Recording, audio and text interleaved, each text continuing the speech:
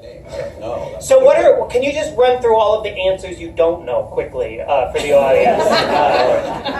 It's only an hour show. So,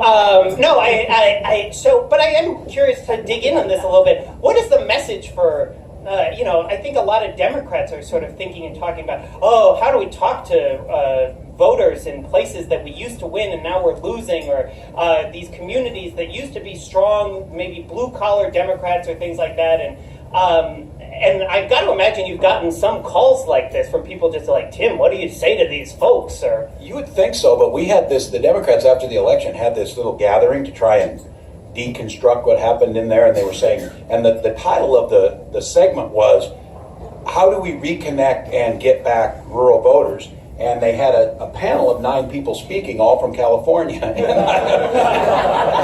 And I was one of the people in the audience. And again, no, I think that there is and this is challenging not whether you're a Democrat or Republican. The challenge is this is what causes the gridlock. And I think for me, we've lost that ability to, I think, recognize that the cultural piece, I'm a cultural geographer, what do people identify first? What do they see first? And a lot of times they don't lead. I don't think a lot of people lead with that they're a Republican or a Democrat. I think I would lead with, I'm a teacher, I'm a football coach, I'm a bad golfer, I'm whatever.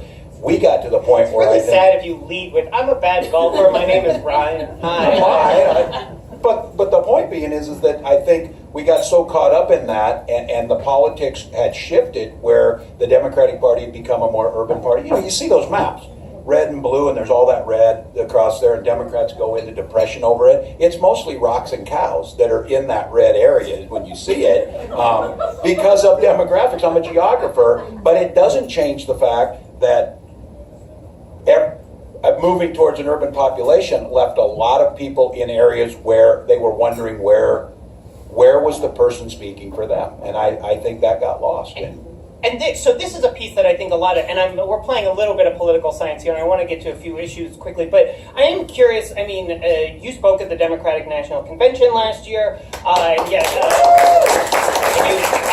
been active in politics. I think that a lot of us watched 2016, and however you felt on it, the walk away was, this is a lot more sort of tribal, cultural than I thought it was, right? Like, it's not so much about the maybe who is going to do what for me, as it seemed to be, this is my team, this is my jersey that I'm wearing. Obviously we have some examples of that being different, but I don't know, is that too pessimistic? Is that too close-minded? Well, I guess it would, I wish it would have been more tribal, like my tribal. That would have been helpful.